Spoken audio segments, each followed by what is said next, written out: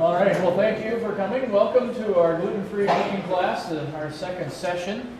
For those of you who are new this time, if you didn't make it last week, or if you missed some of the handouts last week, we do have duplicates of what we had last week. So if you're missing the menu, not the menu, the recipes, or some of the articles and different things, we have those at the back registration table if you didn't get those last week. So feel free to pick up a copy if you need those. So we do have new copies. Hopefully everybody has a handout today. It should, on the top, should say breakfast notes. That'll kind of be an outline for us. We're going to be going through that as we go through the different topics. You can follow along. You'll notice we stick to our script pretty close anyway. So, and hopefully we're going to show you some neat breakfast ideas for those of you who are gluten-free or who want to eat just a quick vegetarian, healthy breakfast. We're going to show you some ways to make quick breakfasts and healthy breakfast to keep our bodies going the way God intended us to. So, before we begin today, though, I'm going to just ask the Lord to be with us. So I'm going to have a word of prayer, and then we're going to get to start. Father in heaven, we thank you that we can come together today, Lord, to study the foods that you have given us to feed our bodies with. And we thank you, Lord, that you cared so much for us, that as you created this world, you created things that would nourish our bodies and keep us healthy and well. So, Lord, we pray that we would be able to be attentive today, Lord, that we would learn today more of your care for us and these wonderful bodies that you've given us. In Jesus' name we pray. Amen. So again, I'd like to welcome all of you. It looks like we have some new faces, so welcome. And glad you could make it this week. You know, on the front of the page there, you see that the first thing we want to talk about is trust in God. You know, it's very important for us to trust. You know, when we don't trust, there's, you know, research has shown that spirituality, this idea of trust and having someone to trust in, spirituality really tends to relate to, helps to control stress and anxiety in a person's life, actually strengthens your immune system. And so this idea of having something to trust in, someone to trust in. And I believe that we can trust in God. The Bible says in Proverbs 3, 5, and 6, as it says there on your sheet, it says, "Trust in the Lord with all of thine heart, and lean not unto thine own understanding. In all thy ways acknowledge him, and he shall direct thy paths." And in Isaiah also, in chapter 26, verse 3, says, "Thou wilt keep him in perfect peace, whose mind is stayed on thee, for he trusteth in thee." When we trust in God and our mind is stayed on him, he promises us peace, which is the opposite of anxiety and stress. And we need that peace that comes from God in so many different ways. Now, God has designed our bodies to have a stress response. And in a very short term, in a very immediate situation, God has designed that stress response to be the perfect response for our body. But over the long period of time, whether it be weeks or months or maybe even years for some people, when we continue in a stressful state, in an anxious state, it's detrimental to our body. Matter of fact, it increases the level of cortisol in our body. And over long periods of time, you'll see there it says that it can actually dampen down your immune system. So it causes you to actually have more diseases, more propensity to disease. You can't fight off disease as well because you're stressed. And it actually will decrease the number of your brain cells because of anxiousness and stress in your body. And of course, that impairs your memory. Yeah, it impairs your memory. Did you do that on purpose? Yes, I did. So it can also affect your blood pressure. We all know that stress affects your blood pressure. And so we see all these different things about stress, but we can trust God with everything, even our bodies and even the things in our life. You know, chronic stress, it says there, is related to depression, and stress also increases sugar in our bloodstream. So if you're diabetic, you know, you're having struggles with your blood sugar level, sometimes stress can be the trigger to cause it to go up and things like that. Prolonged periods of stress, there you have a list of the health problems that are associated with prolonged periods of stress. Heart disease, anxiety, depression, sleep problems, digestive problems. We're talking about gluten intolerance, you know, and you have digestive issues with gluten intolerance and celiac disease. Stress at the same time can cause even more difficulty in that situation. We have weight gain can cause, of course, when you're anxious, what do? You know, you eat, right? And just the whole idea of being anxious, your body is not working the way it should. You're slowing the systems down. and you're not metabolizing the way you should. And of course, memory and concentration impairment also happen with anxiety. So in order to trust in someone, I have on there, you have to get to know them, right?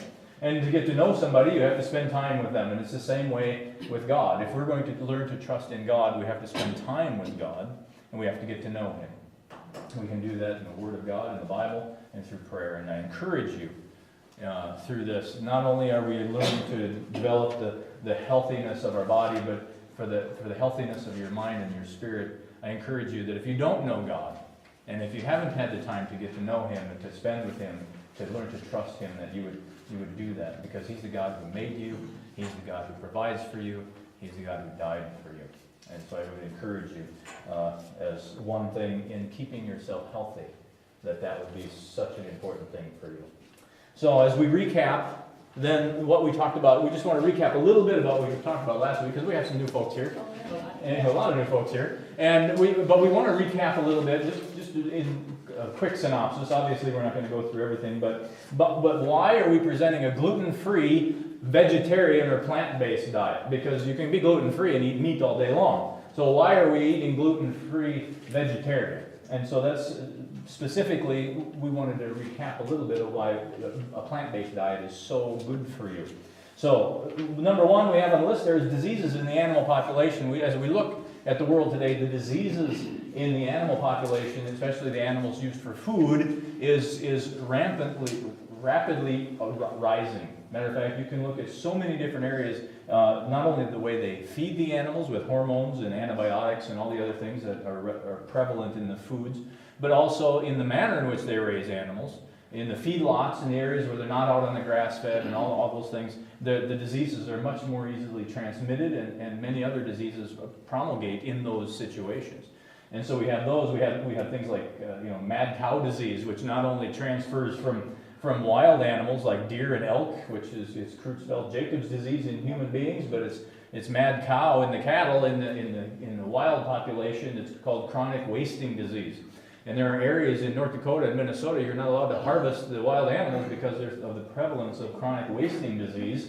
But that also is transmitted to the local dairy and beef herds, and so they have mad cow disease, and then it's transferred to people who eat those products to humans, and we call it Creutzfeldt-Jacobs in the human population. And so these things are now becoming transmittable from species to species, which we've never really seen that much before of until these end times. And I believe the Lord's coming soon, and I think it's one of the signs that God is coming soon. We're seeing these diseases rise up. And so I prefer to eat a plant-based diet. And for one of those reasons is that being. And God had a perfect plan, right? Yep, and God's perfect diet for mankind was the fruit, the nuts, and the herbs. And you see that in Genesis 1:29.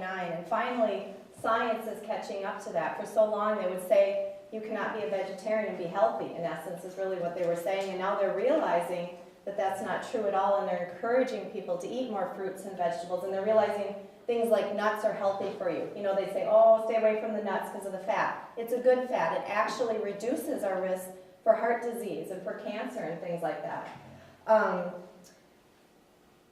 Let's see. Yeah, and I know last time we really talked a lot about the fruits and the vegetables and the grains and how perfect God made each and every one of them for our bodies. And to me, this week when I was studying, I realized you just can't agree with evolution when you see how perfect the food is, the vegetables, the grains, for our bodies. I mean, how could that happen with evolution? You can see the imprint of a creator by looking at the nuts that are good for us, the fiber that we get in these. And does anyone remember why we want the fiber? Does anyone remember from last week? No. Maybe?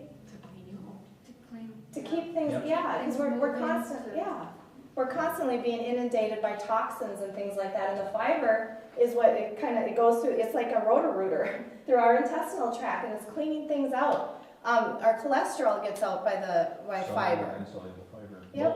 Yep, all these kind of things. So God created the perfect diet for us so that we can be healthy. Right, and so part of the problem with meat consumption then, going back to why we don't present meat, is that there is no fiber in meat. And so when you're eating meat, there's nothing to push those products through, which is why we see a lot of indications that eating meat causes cancer in people because it sits in your body and it rots. And it causes polyps in your digestive system, in your intestinal tract, which just sit there and rot, and that's where the cancer occurs. And so red meat has none of this It's fiber a lot to of push you fat through. without the fiber. Like with Right. nuts, you're also getting the fiber too. With meat, you're getting the fat. Right. Is what you're And getting. so we see a large consumption of meat leads to shorter lifespans, higher increase in cancers, higher increase in heart disease in different situations like So, that. I mean, if you're going to continue eating meat, I highly suggest, they say, small portions. This is what they do in the other countries. It's small portions of meat, and then you do a lot of the fruits and the vegetables and things like that. In America, we've got things really flipped around, and it's more, it's a big slab of meat and then a little bit of vegetables. So if we're going to continue, eating meat, we need to kind of switch that over a little bit. Yeah. And when you eat meat, you're getting your food secondhand. It's already been chewed, you might say. Because the animals have eaten all of the wonderful nutrients of the plants. They've chewed it up and they've absorbed the nutrients firsthand. And then if you're going to eat meat, now you have to introduce those nutrients secondhand through the meat and the flesh of the And animal. the problem, many of our animals are not being fed well anymore. They're not, yeah. But if we go directly to the plants, then those nutrients are utilized by us first, and we get the direct benefit of the plants themselves. And some of the things in those plants are phytonutrients or phytochemicals. And Those are cool. Yeah. Studying about that, I love those. They are like the chemicals the fruits and vegetables create to protect themselves against disease, and they do the same thing when we eat them. I love that. I just think that is very cool. Yeah, it's very direct. Yep, very And- direct. And again, Valerie was talking about earlier, how God has balanced the fruits and the vegetables.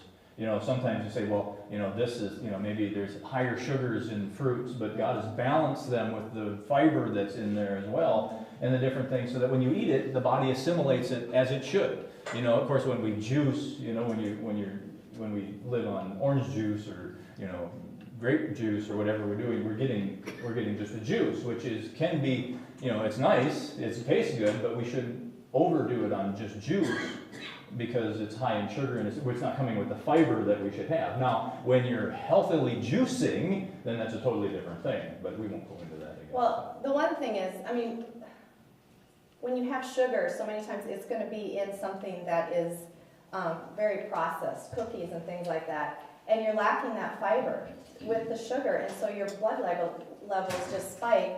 Well, as in fruit, you're getting the fiber with it too. So God knows how to put it all together for us, so it's healthy when we're having it. That's just kind of... Right, and then there's also antioxidants in the plants as well. So, and those help defend us against cancer and different things like that. They actually fight against the free radicals in our body. Yeah, we all hear about free radicals, right? And the importance of antioxidants. You hear that all the time. Yep. And we've talked about the fiber already. Yep. Oh, and the fact that the fruits and vegetables are anti-inflammatory. Well, and the thing this week, Joel and I we're studying on herbs. And most of them highly anti-inflammatory. I think that's why God gave it to us for the healing of the nations. They're huge anti-inflammatory, and if you have disease, you have a lot of inflammation in your body. If you're dealing with, like me, celiac, I know I battle against inflammation in my body. If you're diabetic, if you're, any of these type of things, you are battling inflammation in your body. And with herbs, they're highly anti-inflammatory. So that's why I use a lot of herbs. That's why I was showing the water and all that kind of stuff. We found out something really interesting this week about one herb in particular, but I think we'll save that for later. Okay. Yeah.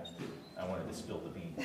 Has nothing to do with beans, but so anyway, we're also thought, now we can eat right and we can do all these things and put all the right food into our body and the right things into our body, but is that all we have to do? Is there something else that we do that helps us stay healthy and well? And there is. There is.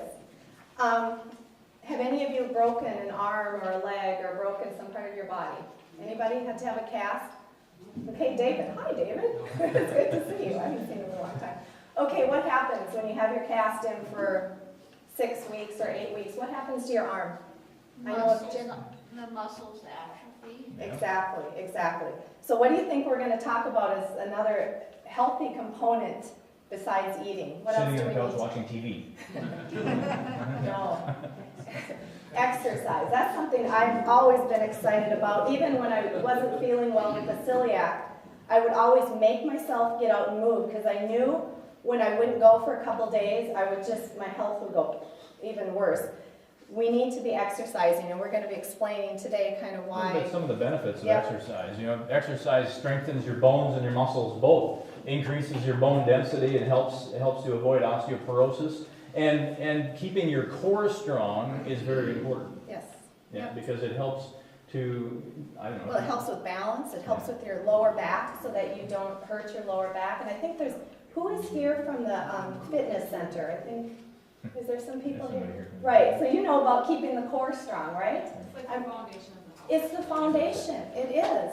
And I know so many people think, oh, I've got to do this rigorous stuff, but even simple things just help. Even just tightening the muscles here, just while you're standing, tightening your abs. Your abs are so important to be able to just have strength and flexibility.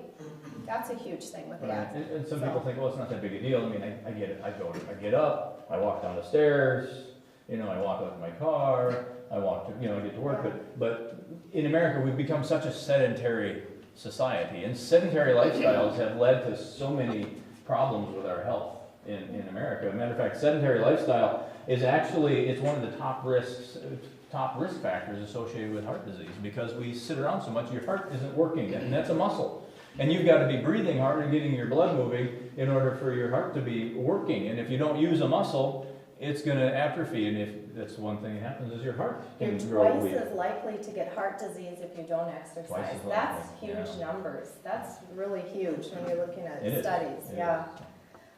It also stops cholesterol buildup and can actually reverse buildup of plaque in the artery walls. And we learned, like with cayenne pepper, we were taking that right in our water so that we could reverse that. Exercise does the same thing. Mhm. Increases our metabolism. It gets your motor running, if you will. Your metabolism is how you're burning the nutrients in your body and the fat in your body, and how well you do that. And it increases your metabolism as you exercise. Sometimes you might feel tired, I don't feel like exercising, but the more you begin to exercise on a regular basis, the more energy you begin to have. And I've noticed that too, because there are times when I'll go through a fairly sedentary time. I have to push him to get out of it. Sometimes drags me, but that's.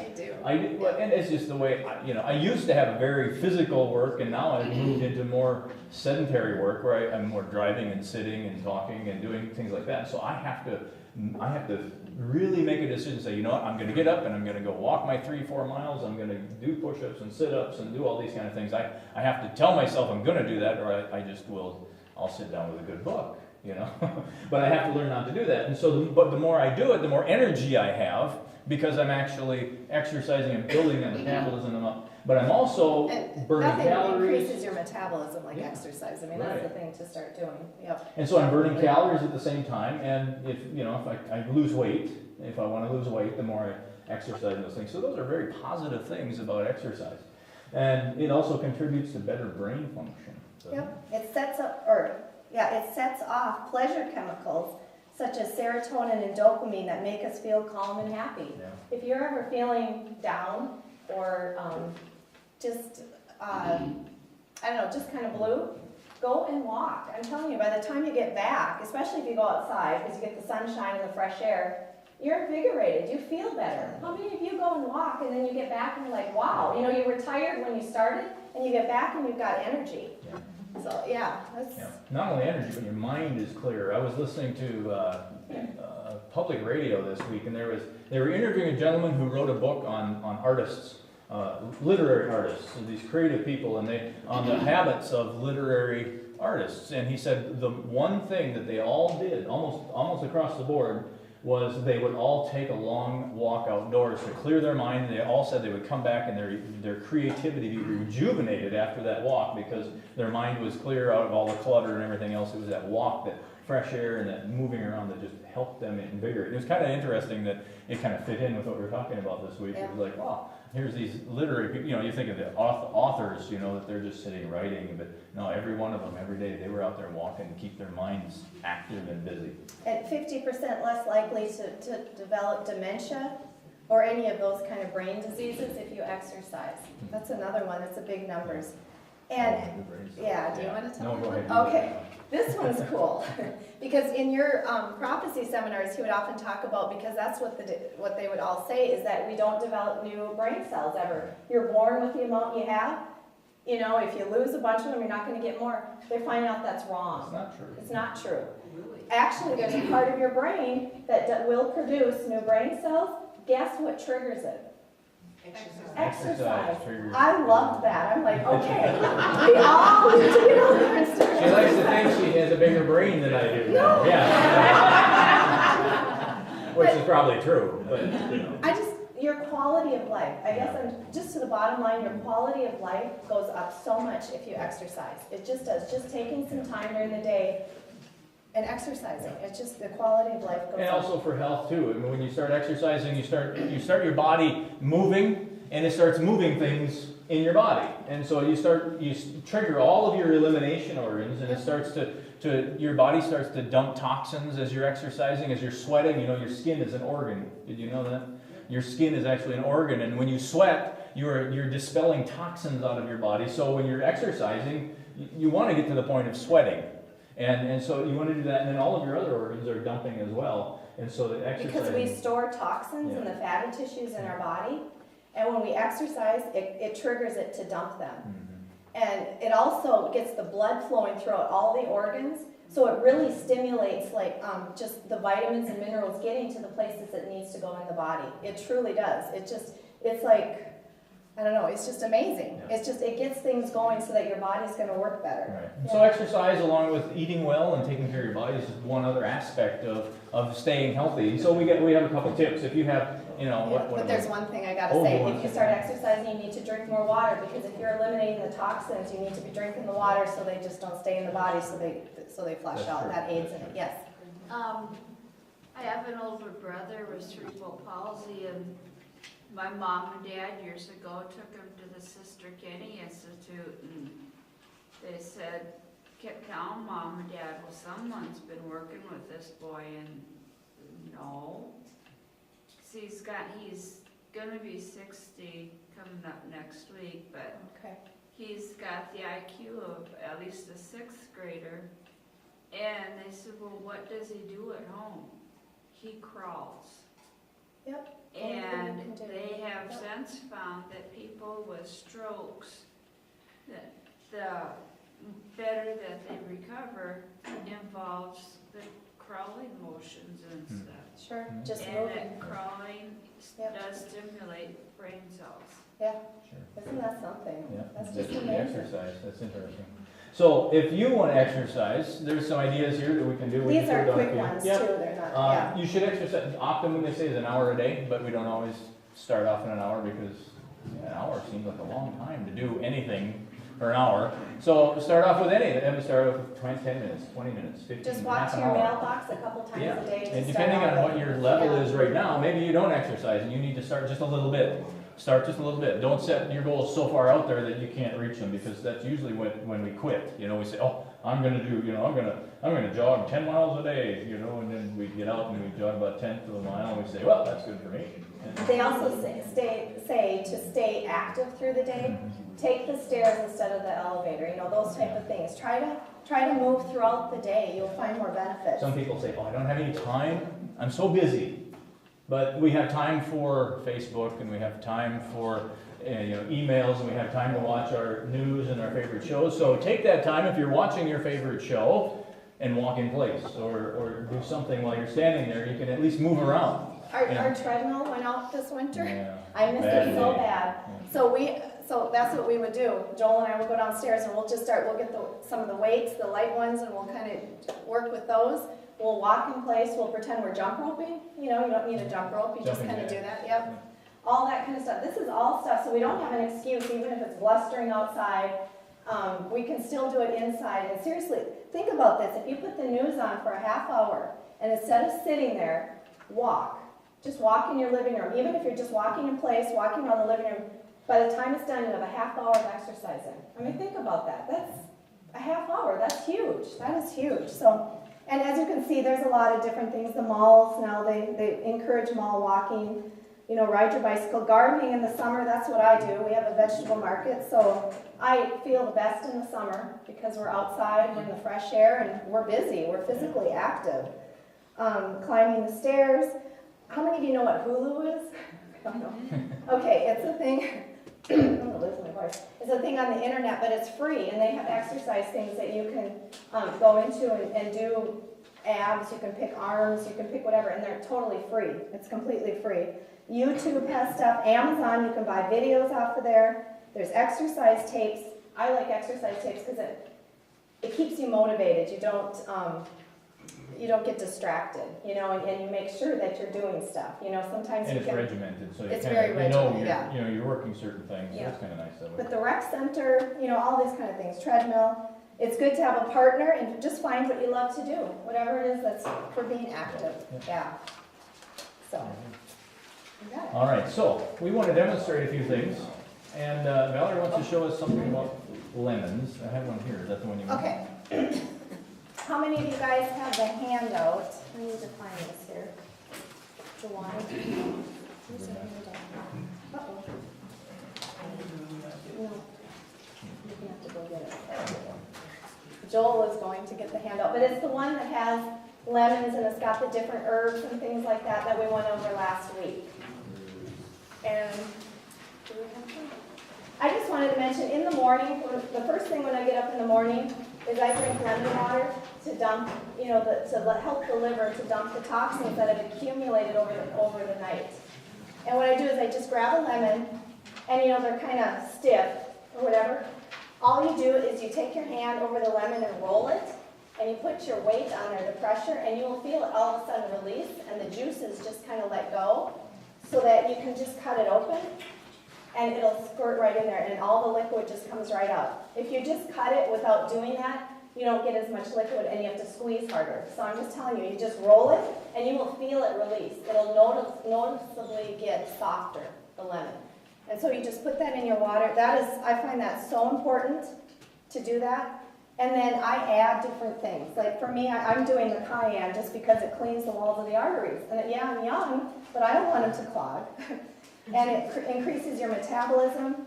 But there's other herbs that we were talking about that you can put in there. But every morning I start with that, and then I wait 20 minutes, and actually I juice or do a smoothie. And then we do breakfast. Yeah. Yeah. But that's Yeah, it's kinda good to what have we do. that lemon water 20 minutes before you eat, because then it helps, Yep. it stimulates the flushing of the system, so. Yep. And then, yeah, you have a list of different things that you can put in your water, all the Yep. different things that. And if you're getting a cold, if you're getting sick, drink an 8-ounce glass of water every hour, one every hour, and your body will flush it out. Within a day, you probably will be fine, It helps. seriously. And if you add lemon, that just helps, or cayenne or whatever, but one glass of water every hour. I just thought I'd mention that. Yeah, so. that's good. All right, so you've gotten up, you've had your glass of water, your lemon water, now it's 20 minutes later, now you're gonna have breakfast. What are you going to have for breakfast? Well, we have some ideas. And really, when you think of it, breakfast is, when you look at the word, it's breaking a fast. So you should have been fasting through the night, which means you should have stopped eating about 4 hours before you go to bed. So that when you go to sleep and you sleep for 8 hours, you've gone approximately 12 hours without eating so that your stomach and your digestive system can rest. And it's important that it rests, because otherwise if you're sleeping and your stomach is working, you're not really resting like you should. And so we're really breaking the fast in the morning. So what you want to do is you want to break this fast with good food, not with sugar, I hate to mention a couple names, like Captain Crunch or some of the kids' cereal are the worst things that they can eat, because these kids are dumping tons of sugar and empty calories into their system, no fiber, onto a body that's desperately looking for food in the morning. It's looking for nutrition in the morning, because your body wants to have energy for the day. And they say that breakfast is the most important meal The of the reason day. I looked up all of the nutrients of the different things when I was cooking last week is I wanted you all to start thinking of, I'm fueling my body. What am I putting in my body so that it can work well? Versus am I putting empty stuff into my body? And that's why I looked into all of the different things to see, well, what is this good for? What is this good for? What's in this? So that we stop just thinking, I'm gonna just eat and it's for pleasure, versus I'm gonna eat so that I'm healthy, so that I feel good, so that I have energy, so I'm, yeah. It's kind of the same with computers. You remember the old adage, garbage in, garbage out? Yeah. It's gonna be the same with your body. If you put garbage in your body for it to burn, you're gonna get garbage for results in your body. You're not gonna have the muscle strength, you're not gonna have the agility, you're not gonna have the mobility or the mind sharpness that you would want if you're putting in stuff that just is garbage. And so you wanna be putting in good food And in your system. when I found out I was celiac, this was years ago before, it's kind of everyone is now, and a lot about, well, not celiac, but, they're aware, of celiac, and there's a lot more things to eat out there that are gluten-free. When I knew I was celiac, I didn't know what to do. It was like, what do I do? I don't know what to do because I'm vegetarian too, so what do you do? And I really didn't know much about these grains. This one is the quinoa, like we talked before, and millet, and brown rice, and this little guy is amaranth. I don't know, do you see very little seeds? I don't know if you guys can see that from here. I'd never heard of amaranth before. And so it was very expensive to be eating like I was, because I'm buying all this pre-packaged, special stuff that really wasn't it's not really that good for you. Now, these grains have really become in the forefront, and actually, if you buy these in bulk, it's much cheaper to eat this way, and you are getting fantastic nutrients. These are called the ancient grains, and I'm thinking they call them that because they used to have them and then they started growing wild, right? Is this correct? Yeah, well, yeah, they were, a lot of your ancient cultures, if you would call them that kind of have come and gone, this was their staple food. And it wasn't the food that caused them to leave, of course, it was other people conquering them, and many times when they were conquered, the people would destroy their fields of, especially quinoa, back in, it was the Incas with the Spanish that came along. In Aztecs, it was the amaranth. Yeah, and they would destroy their fields of these grains in order to weaken the people so that they could conquer them more easily. And then these grains kind of disappeared off the general market. They grew in the wild, but the cultivated varieties of wheat and oats and different things kind of came to the forefront. Only in the last maybe 10 or 15 years have these grains been starting to come back in popularity. I think we mentioned last time that quinoa was rediscovered by a gentleman and started marketing over in Colorado, in Boulder, Colorado. So now we have these ancient grains, and we want to make breakfast actually the biggest meal of your day. The largest meal of the day should be your breakfast meal. That was hard for me because of... Not for me. No, he's always had big breakfast. For me, with the celiac, I'd wake up in the morning not feeling well. I didn't want to eat. I just didn't want to, and I really had to learn how to eat larger breakfast, but I feel much better. I really do. I feel better eating the breakfast. And I'm just going to tell you, we're going to show you just some quick ideas with these grains. And the grains pretty much, let's see, where's the sheet? Hold on. We have a sheet there that shows you. Yeah, so it's the cooking. We actually have a sheet where it shows you how much water to put per grain. I didn't bring that. Okay, you didn't bring it. Oh, yes, I did. Yes, I did. Okay, but anyways, so you cook it kind of like oatmeal. Looks You know like how oatmeal, you put the water in, you bring it to a boil, you put the cereal in, and then you kind of simmer it. That's how you cook with these grains. It's just different amounts of water. And we gave you a chart, I believe. Do you have a chart? Yeah, it's on the second. Yeah, it should be on the second packet, not on your outline packet. Okay. So it does take a little longer to cook, but it's well worth it with the nutrients. So for the everyday cereal, I'm thinking this is like Monday through Friday when we're busy and we're going to work or we've got all these things going on. What you do, and honey, if you want to come over. I can't come very Oh, you far. can't come over. I'm on Okay, the I'm leash. just going to show you. What I do is I cook up one of these grains. And let's see which one. Here we go. I don't know, this is amaranth. I don't know if you guys have ever cooked up amaranth. It's a little gooey. Is that the best way to do it? And it's stronger. It has a very strong flavor to it. I suggest doing amaranth with, I will cook up some quinoa, and I'll actually put half of the amount I'm cooking up in the bottom of the pan, I will put the amaranth in the middle and then the rest of the quinoa on top, because I've learned if you put it on top, the amaranth, it floats up. It's like on the top of the kettle thing. It doesn't stay down. It's kind of weird. So I will mix this grain with some of the others and not have a lot, because it really has a strong flavor. You may like it, I don't know. But it's just, yeah, I just use it kind of as a little bit in with the grains. But what I will do is cook up one of these grains in the morning. I'll just wake up, I'll go and I'll put the cereal into the kettle, get the water to boil, start simmering it, go do my devotions, have my water and like that, and then I will come back and it's cooked and it's ready. And so I will grab some of the cereal, just throw it in my bowl. Oh, and I need some milk. I'll just pour some milk on top, whichever kind you want, almond or whatever. Soy, rice milk, whatever. And then I will grab fruits. I know there's a guy, he has a health center in California, Danny Vieira. And he showed us how he does that breakfast, and it's amazing. He will just take cereal or whatever, and then he just piles nuts and fruit on the side and on top and stuff like that. So he eats this power-packed breakfast. And the man is like 60-some years old. He looks like he's 40 at best. His eyes are just bright. I mean, it's incredible. But he does fresh avocados he'll have on the side. He just does all that kind of stuff. But Which, by the way, fresh avocados are wonderful for breakfast. If you don't want to eat eggs, toss your eggs out and grab the avocado in the store. Slice up that avocado, put it on your piece of toast in the morning. Fantastic. yeah, Really it really is.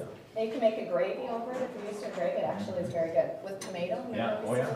But anyways, then you just throw some fruit on the cereal, and you can do frozen. I'm going to tell you, frozen is a cheap way of getting your antioxidants and stuff like that, because they freeze them at the peak of the season, and then, they stay frozen until they get to your place.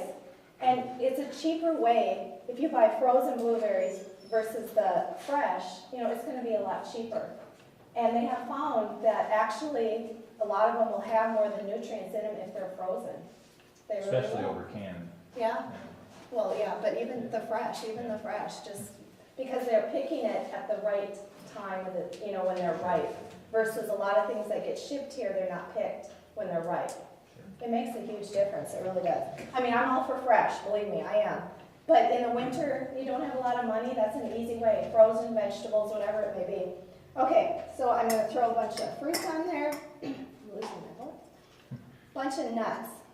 Now, anybody know how many nuts we should have in a day? How many is the optimal amount of nuts? A handful. Yeah, we don't need a lot. The fats are good for me, but I don't want too many. Just a handful of nuts. Throw it on top of the cereal. And I'm going to tell you, raisins, they have a lot of protein, actually. They are power-packed with protein. Throw some bananas on there. And it's beautiful. It is just beautiful. And you eat that down, and you are filling your body with fuel that your body can use throughout the day. And this is just a simple way, very simple way. Yeah. So anyways, this is the everyday cereal with just some ideas. Yeah, no, it's fantastic. So there was a study done, in your notes there, it says the Iowa breakfast study. Take a look at that. It says that there were some who ate breakfast and some who omitted breakfast in this study. Those who ate breakfast were more alert, the blood sugars were more stable, they were more productive, and they had quicker reaction time. Those who omitted breakfast, most interestingly, had increased fatigue, they were more irritable, they reduced their work output, they had increased tremors, their hands would shake because they didn't eat breakfast, and they had slower reaction time. So it's interesting to note the difference in eating breakfast versus not eating breakfast was visible and actually markable in this study. And so we saw that. Now a lot of people, what they'll do is they'll say, well, I missed breakfast and I got to get going and I'm tired, because your body has been fasting and it needs energy because you have a day ahead of it and it's looking for something. And so what do a lot of people jump for in the morning when they want to get up and go? They grab a cup of coffee. It's the worst thing for your body, because the coffee is not food. It's not. Your body is looking for energy, and your body wants something to feed on. But the coffee in the morning, all it does, it stimulates your nervous system. It also shrinks the capillaries in your brain. And 1 cup of coffee reduces the blood flow to your brain by over 40%. 40% less blood flow to your brain with 1 cup of coffee. Now, if you want to think well, They're 40% less likely to do that. But when you do this over time, your brain contorts itself and it actually gets addicted to the caffeine and the constricted blood vessels. This is why when people quit drinking coffee, they get headaches because their blood vessels are so constricted. Now all of a sudden all this blood is trying to rush in there and you feel like your head is going to explode. It's because your vessels So are then so you go for another cup of coffee to have it restricted Yeah. so that you're okay. Yeah. One thing I want to mention, I really want you to think about this, because with coffee, okay, you're getting a false sense of energy. It's the stimulant in the coffee is causing your nervous system to be excited, and so you're getting this energy. It replaces versus the cortisol that should be in your blood. But versus eating the healthy foods for the breakfast for that morning and having the energy from that and feeding your body with the minerals, the vitamins, the antioxidants, all the things that we need. Yeah, we were watching a program that was discussing this aspect of coffee in America, and the study was showing that it was kind of interesting. The number 2 commodity in all of the world, the first commodity in the world is oil, crude oil. That makes sense. The number 2 commodity in all of the world is the coffee bean. It's coffee. So as much as we're addicted to oil, we're addicted to coffee, right? Now, the number 2 commodity in all the world is coffee. Do you know what the number 1 pharmaceutical drug that is sold in all of the world is? Antidepressants. Antidepressants. Because they have shown a link between... The link between coffee drinking, because what it does is it gets you on this high and it replaces the cortisol in your system, and therefore now your adrenal glands don't have to produce the cortisol, and now your body gets out of whack. And all of a sudden when it wants to have cortisol, it doesn't have cortisol, and then your body's trying to produce cortisol, your adrenals are producing at the wrong time, and now you're tired when you should be awake, and you're awake when you should be tired, and it's a system of you're happy, you're depressed, you're happy, and it's it's digging the hole deeper and deeper and deeper, and so it's kind of an interesting thought that the society is so connected to coffee, this stimulant, and yet the number 1 drug that people are requesting are antidepressants. It was just kind of an interesting thing. I thought, wow, maybe there's a connection there. It seems like there's always a connection when it applies to what we're putting in our body. It makes such a difference what we put in our body. So that's why we want to put these good foods into our body. And like you said, calories are not calories. It depends on what time you eat them. Yes, Yeah. they've done studies where it shows people have the same amount of calories in a day, and those who eat them in the morning versus the evening are going to be slimmer. You just are. Yeah. Well, it makes sense because you eat them in the morning, you got all day, you got to go and work and you burn those things off. If you eat them at night, then you go lay down, you don't need them. So your body says, oh, I'll store it here and I'll store it there. And we all know where it stores it in each of us, right? I mean, you know where your body stores what it needs to store. Actually, if you're wanting to lose weight, one big thing is stop eating like after 5 or 6 o'clock. Just be done. Just say, and it'll take a while because we get used to it. We want to snack at night. I do. I really do. But flip it around and eat that large breakfast. And I've had to do that. I've been doing that in the last 3 weeks, actually, because I was doing the cooking class and the data is overwhelming that we need to eat in the morning. So I've been doing that. And actually, I used to always say, I've got these low blood sugars. I'm always kind of going up and down. I have not been. I have not since I've started eating large breakfast. It's just, in fact, sometimes I have to be reminded, oh, you better eat. Because it holds me, especially with these grains or something like that. Yeah. So it's important for us to eat at regular times, throughout the day. It's also important for us not to eat between meals, which is hard for how many of us? It's hard for me. I always think in between meals, sometimes I'll eat in the morning and then I'm out and I'm going visiting here, visiting there. Breakfast helps with that, though. Oh, it does. Breakfast helps because you're full, right? But even then, sometimes my day gets busy and I have to pull in and put fuel in the car and I go in to pay and boy, I'm kind of hungry and the Snickers bar is staring at you or the chips or whatever it may be, right? You walk by the counter and they go, they do. He struggles. I struggle. Don't make me be stranded in a bakery. Just don't. But the one thing, if you think about it, is, I know sometimes with the new diet things, they'll say eat every 2 hours. But that's like the worst thing you can do, because think about this. You're putting food into your stomach. The stomach is not able to digest it all in 2 hours. Then you're dumping more food on it. Then you're dumping more food, and you keep doing this throughout the day. What is it doing in your gut? It's putrefying. That's really what it's doing. And putrefaction, that's leading to cancer and these type of things of the bowels, irritable bowel and all these kind of things. We want things to keep moving through. That is like the key to health. If you guys don't catch anything else, our intestinal tract is like the beginning of our immunity system. It truly is. It's like the base. And we need to keep it clean, and we need to keep it moving and keep it going. That's why fiber is so important. That's why exercise is part of this cooking class, because it's so important. These are all very important components to this. Water. Yeah, that's a huge If we're not hydrated, you can't move the stuff out of your system. Yeah. And so, I mean, just think about something that has fluid in it, it moves a lot faster than if it's dry.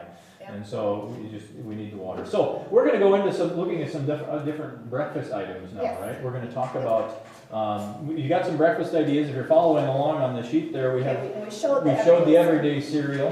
What about just before we start this, where do we buy all this stuff? I mean, we're talking about beans, we're talking about lentils, we're talking Okay. about all these amaranth, and I mean, can I go to the store and buy amaranth, or do I have to go find somebody who grows amaranth and raise a field at It's night? at the stores. Okay. Amaranth's a little harder to find though. I think they have it at Central Market though, in the bulk area there. Costco is a wonderful place to get a lot of your, like the beans, brown rice, quinoa, what else is there? Oatmeal, yeah, all those kind of things. Costco is a great place. Sam's Club too, I know, Fred was just showing me they had, was it brown rice and quinoa, I right? have one of those A up there. mixture, yep. I don't think we brought it up I there, didn't but bring it. anyways, they're selling that there. But Sam's Club is a good place. Azure Standard, how many of you have heard of Azure? Okay. That's another place, it's like I'm trying to, It's kind of a buyer's club. Buyers Club, yep, type Co-op. thing. A co-op. You can go onto their website, and what you do is they have a phone number there, and you can call them and you can join, and they have a drop-off. Oh, Sandy, what church is that they drop off? Community Alliance. Community Alliance, okay, yep. And you can get some of these grains, the legumes and stuff in bulk to save for cost.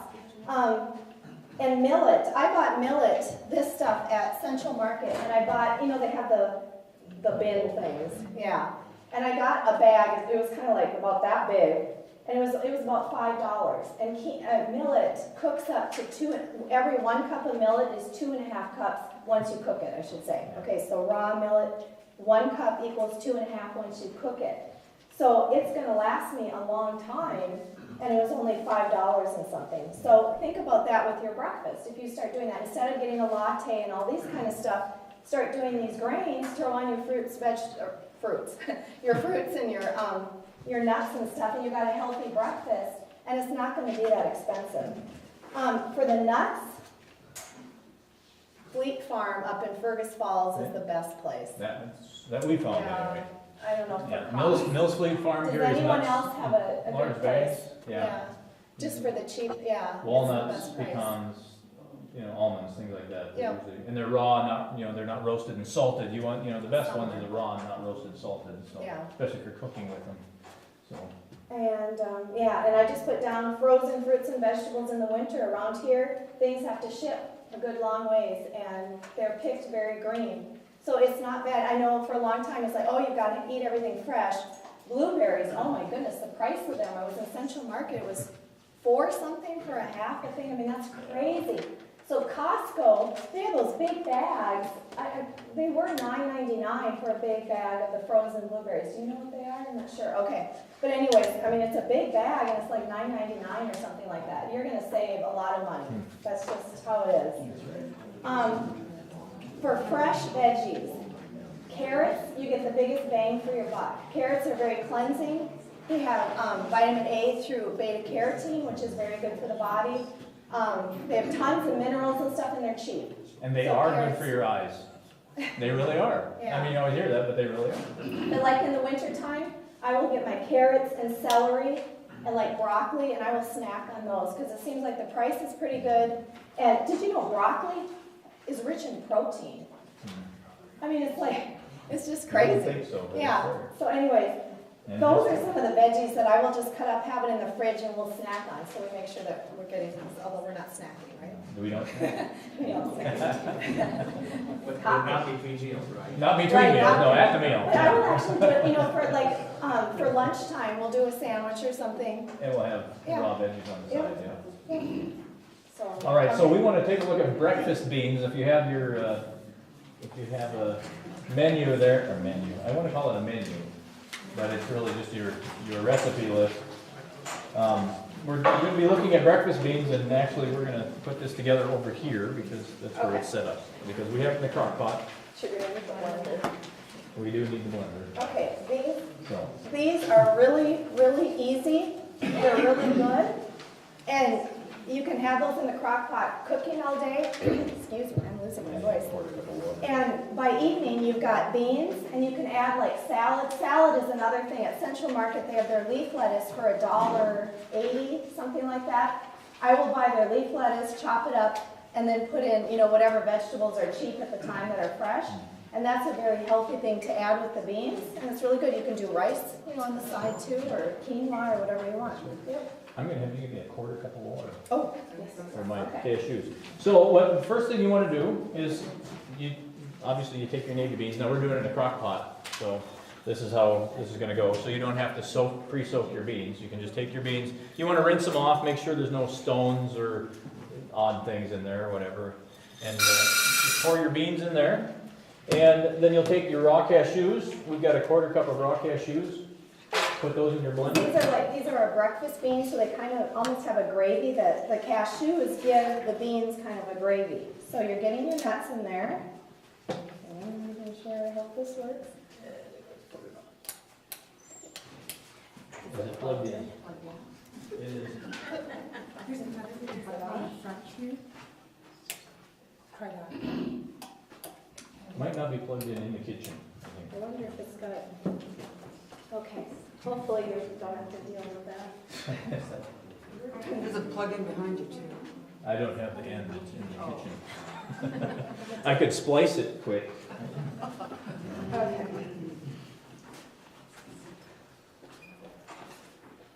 But I don't know if you guys remember from last time that our legumes are a perfect balance of the carbohydrates, the protein, and the fiber. Okay, and they're low in fat, and this is an interesting little trivia. Kidney beans and black beans have more antioxidants than blueberries. And blueberries are known for their antioxidants, the brain health and all that kind of stuff. But yeah, so legumes are another cheap way of eating healthy. They just are. Yep. Okay. Okay, now take So them on. This is not my blender. It's on the computer.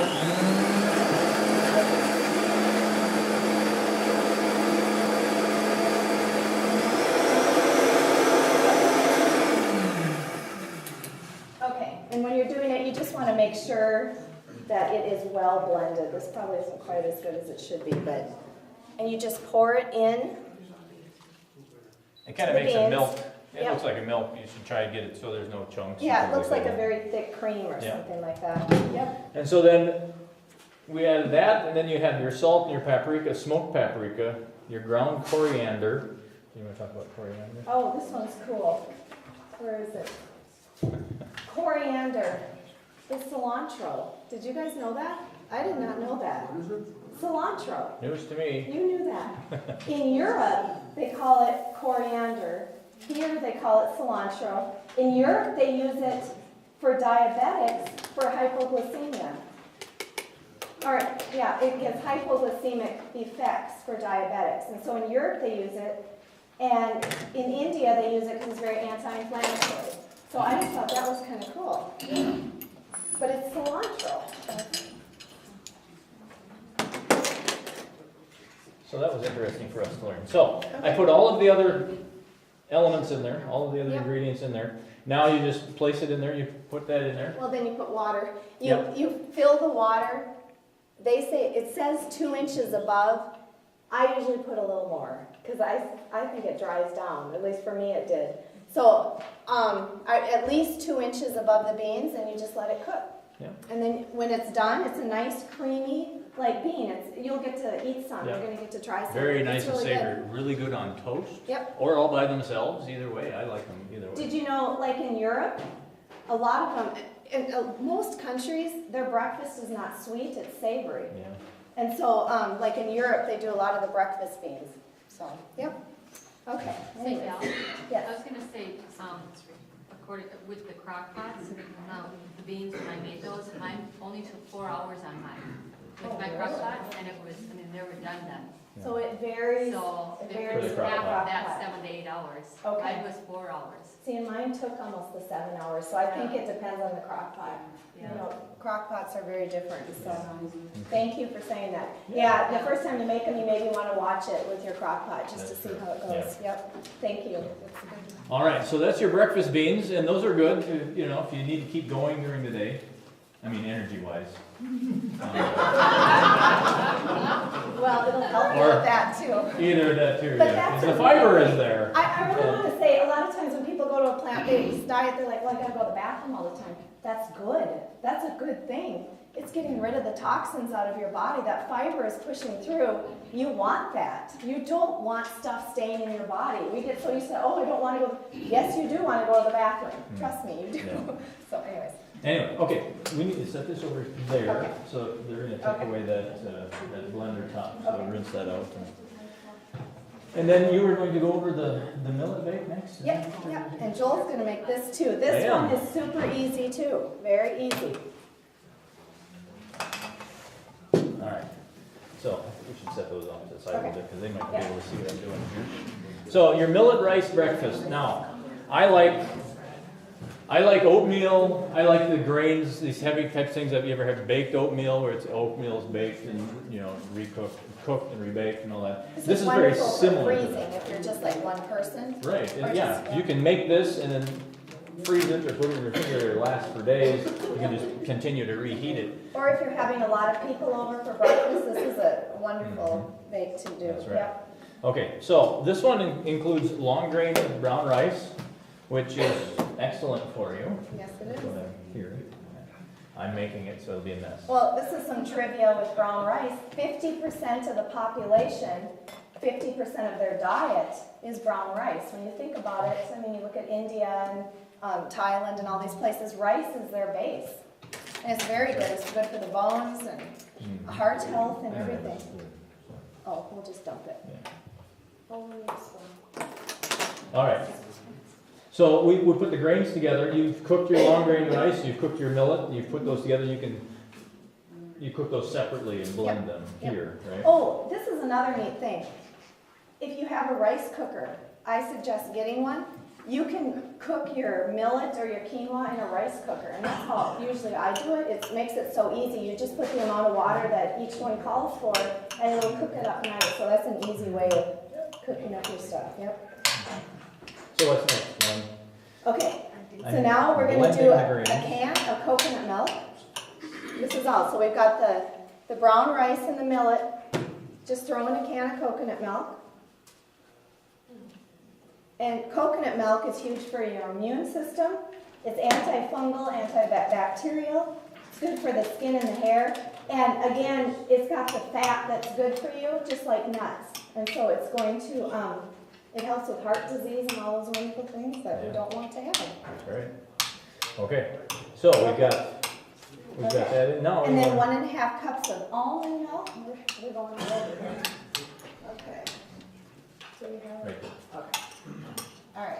And this, or if you don't have almond milk, whatever kind of milk you want to do.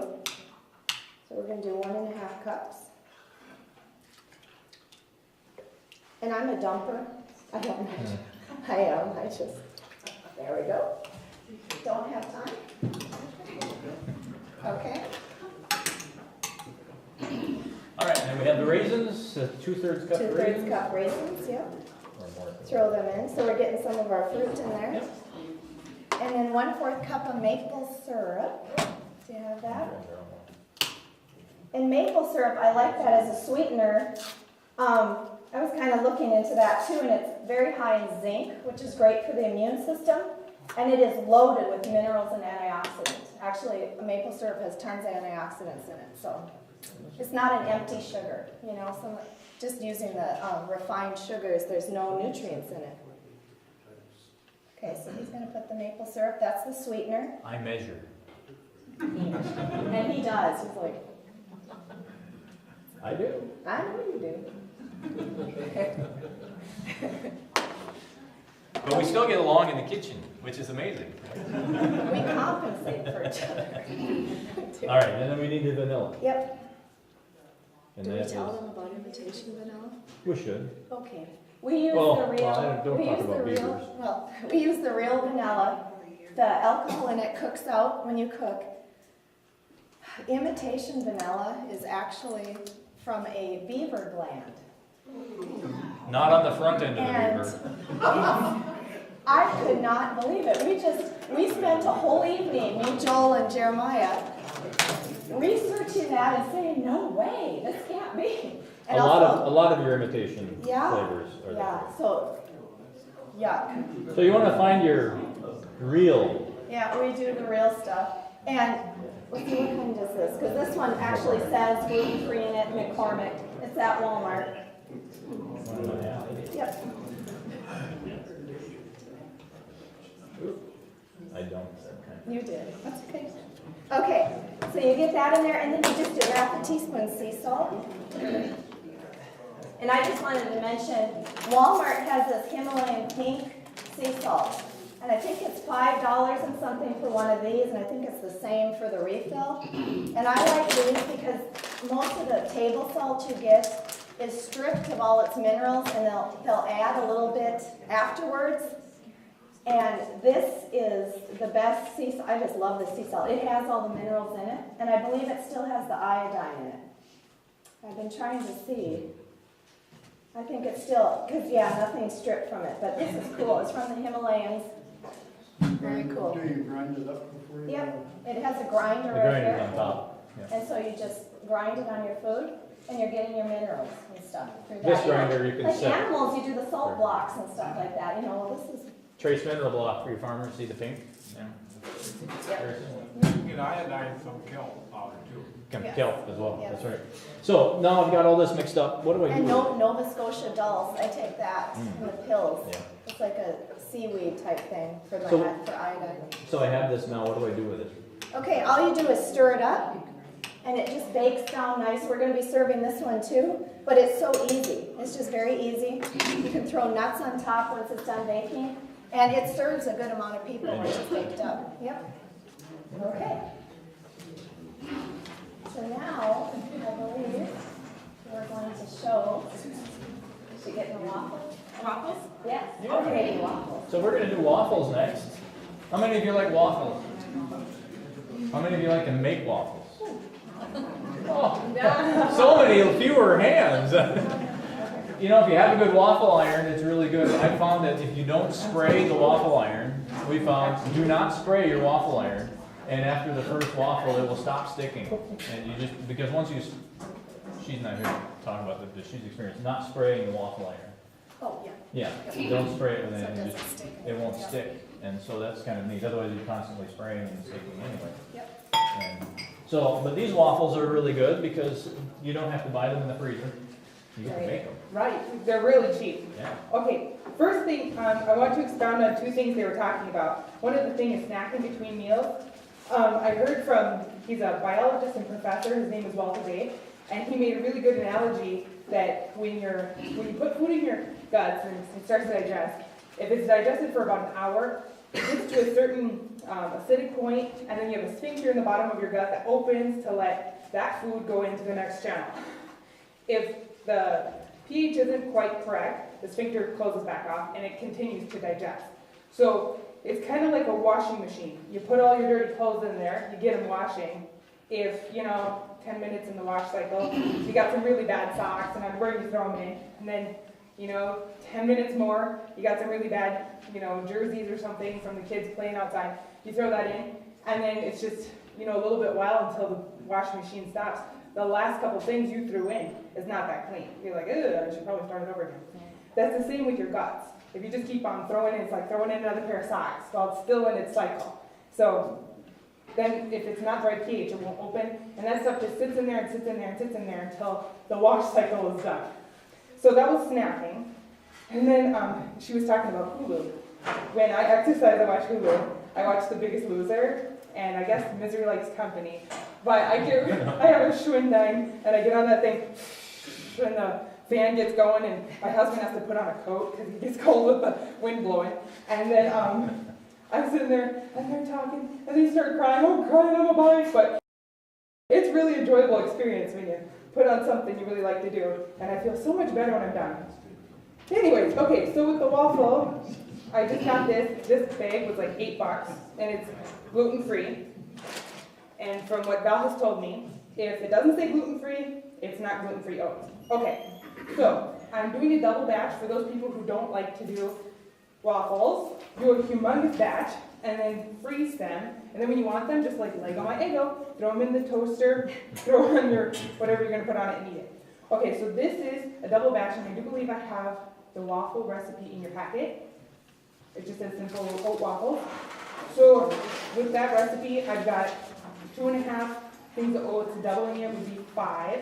So I got 5 cups of oats right in here, and it already has the measuring thing on here. Okay, so with 5 cups of oats, there would be, doubling it would be 2 cups of water. I put your oats in first, because it blends so much better when you have the water weighing down the oats. Versus if you put the water at the bottom, we made like 1 million of these yesterday. You put the water on the bottom, the oats on top, and the water spins and the oats just look at you. And it goes down. Okay. You guys are gonna get to try these. Yeah, you will get to eat these.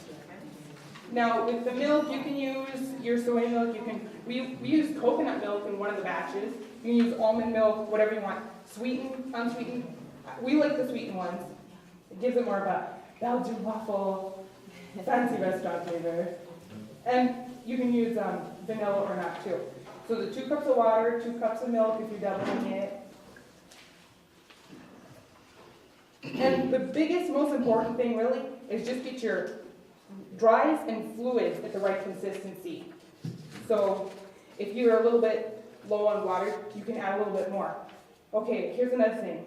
You like it to be a good pouring consistency. Have a little bit water or soy milk on the side to add to it to keep it a little bit more lubricated, because the oats will continue to suck moisture as it sits. Okay. This would be about 12 tablespoons, if it's double, of oil, and I'm just using 100% olive oil. And then on there they say salt. You can put salt to taste. So I just measure it out. Perfectly measured. I'm a dumper. My husband's also a measurer. He's like, what are you doing? I'm like, wait till it's done before you can done me. Okay. All right. Did we unplug it again? Let me go check. Okay, sure. Wait, I think I found it. The dial needs to be turned.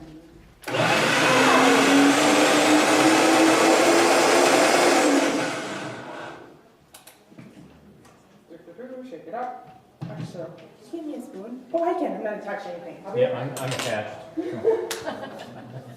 So while she's grabbing a spoon now, there's a couple of different waffle recipes in your packet. We're doing the one on the very back. It's the smaller print one. This is the simple waffle. You'll also see a little sooner in your packet. There's another waffle there as well. Both of these are very, very good. And when it comes to oats, you can use quick oats, you can use your whole oats. It doesn't really matter, because you're blending them all up anyway, getting them nice and smooth.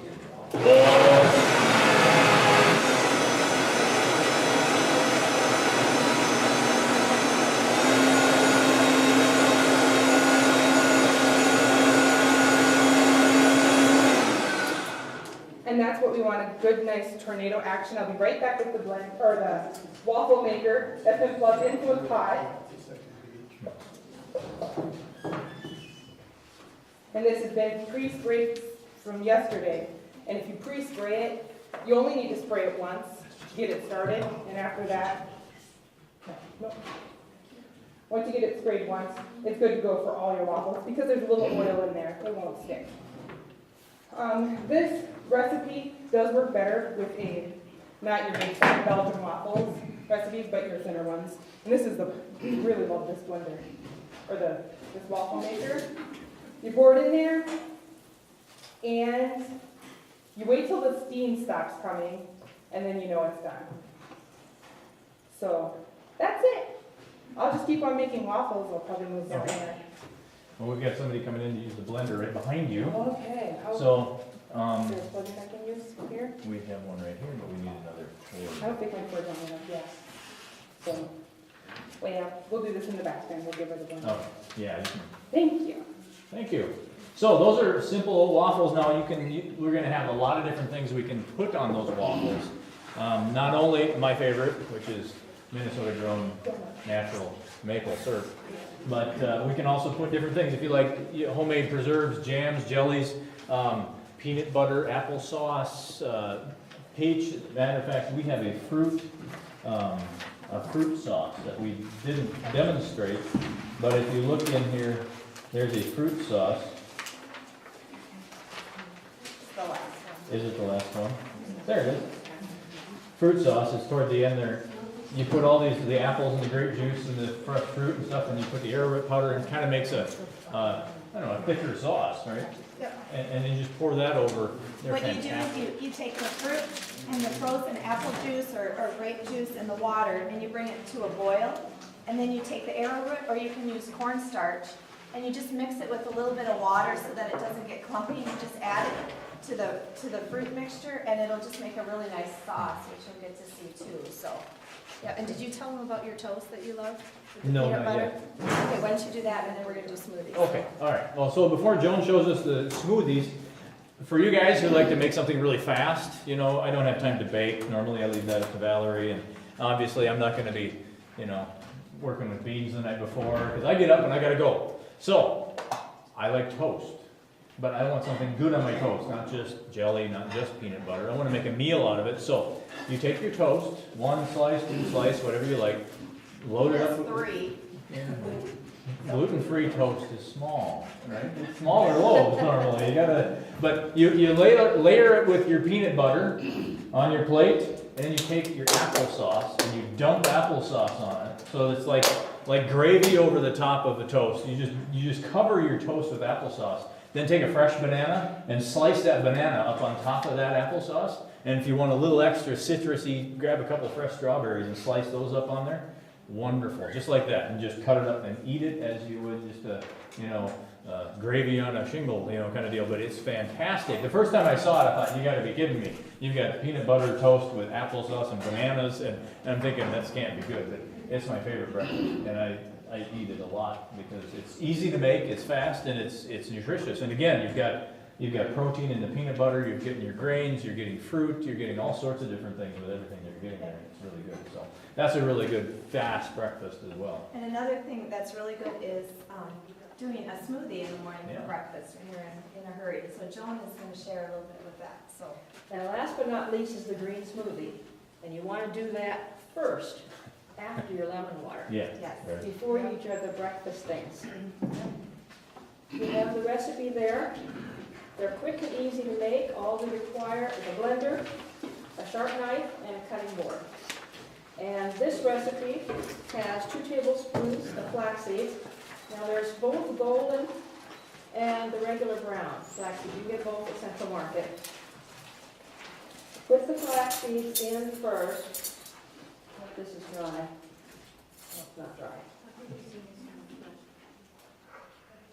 Here's the paper towel.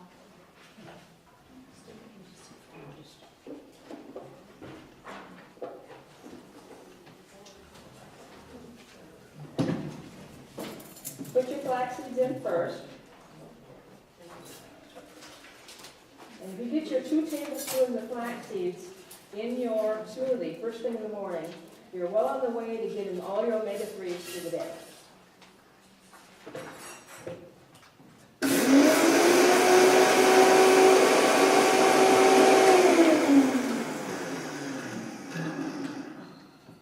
Now, if you don't like flax seeds in your smoothie, which my husband does not, then you can eat your flax seeds in your cereal, your bread, or whatever other grains you're having.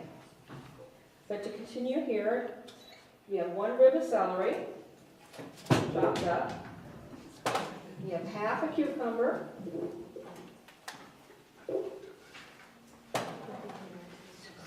One organic Braeburn apple.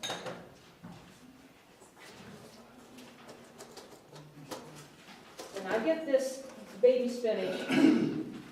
It's quick and easy, and it's all washed and ready to go. Just get a nice handful. Pop it in there. And then 2 cups of cold water. And you want to use cold water. It tastes much better if your water is cold. But I don't like to use ice, just cold water.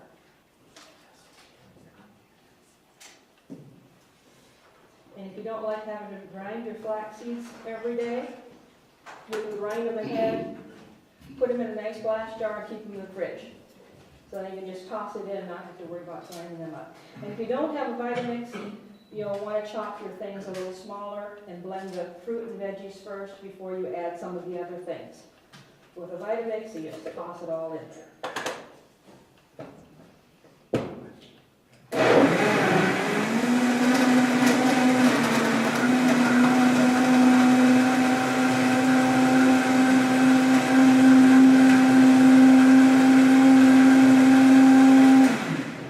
And that's all there is to it. You pour it out and enjoy. So everybody can sample. We'll be making more, so there'll be plenty to go around. So and also, you'll see a survey on your table. Before you leave today, would you please fill out the survey so we know what you like, what you don't like, and there's other things, if you want to learn other things, be sure to fill out the survey and leave it with one of us before you leave today. Yep, we have a drawing to do for the cookbook. Yeah. All right, so there we've got a few different items, things that we've demonstrated. Breakfast ideas, and obviously you have some more breakfast ideas in your menu pack. I keep calling it a menu, I must be hungry, because I'm expecting us to eat soon, and we will. But we have a little bit of business to do. After we're done with our demonstrations, like last week, we have some cookbooks in the back. And so I'm going to have Jeremiah bring me the box. And we're going to draw for 3 more cookbooks this week. And the first name drawn is going to get an opportunity to pick a cookbook. And I suppose maybe we should say if you won last week, you can't win this week. Huh?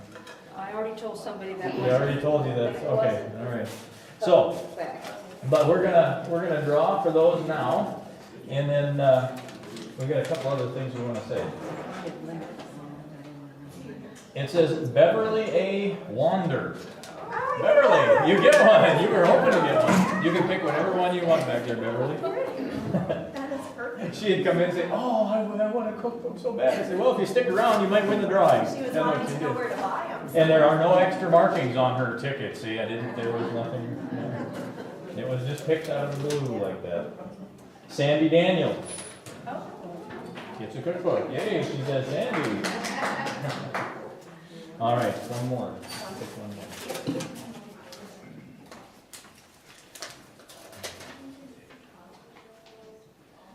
Is that Mary Kupfer? Oh, there you go. Mary. Oh my. Go ahead and grab a book. Grab a cookbook, Mary. Wonderful. That's fantastic. So there's both vegetarian and gluten-free back there. If you're interested in some gluten-free cookbooks, I believe we have a couple left there. So, all right. Well, thank you for coming. We're glad we can give those away. I just wanted to mention one thing. I know sometimes it can be overwhelming. You're thinking, well, how do I even get started? And I'm just going to say, getting your breakfast first, figuring out how to do a healthy breakfast and getting that first is like the most important. And I suggest pick one day out of the week where you're going to make sure you do a vegetarian diet that day and just, put some forethought into it and get used to it and find a couple of the recipes and just kind of refine it to where you like it so that you have one day that you're doing vegetarian and then just keep adding to that because it can be overwhelming. But I think once you start doing it, you will see the benefits, definitely. Yeah, and think simple, A lot of the other countries, their base is just rice or millet or amaranth or this. They'll have flatbread and they've got some vegetables. A lot of them cook greens.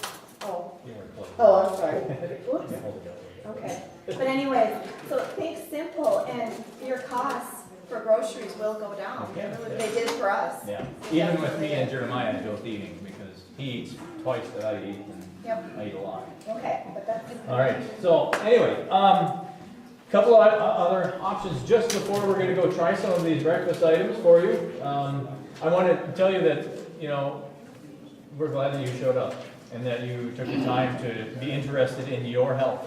And because the Lord is interested in your health.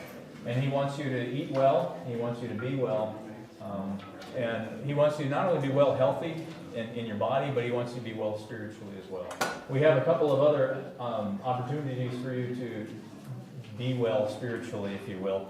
We're having a God Provides encounter, which is coming up in, what day does that start? The 31st at 2 o'clock in the afternoon here. And what we're going to be discussing is how God provides for us in so many different ways.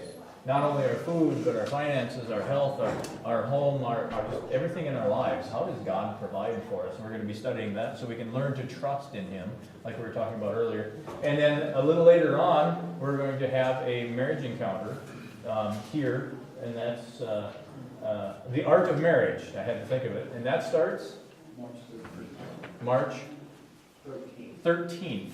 So if there's more information around, you can ask one of us and we'll get some more information for you.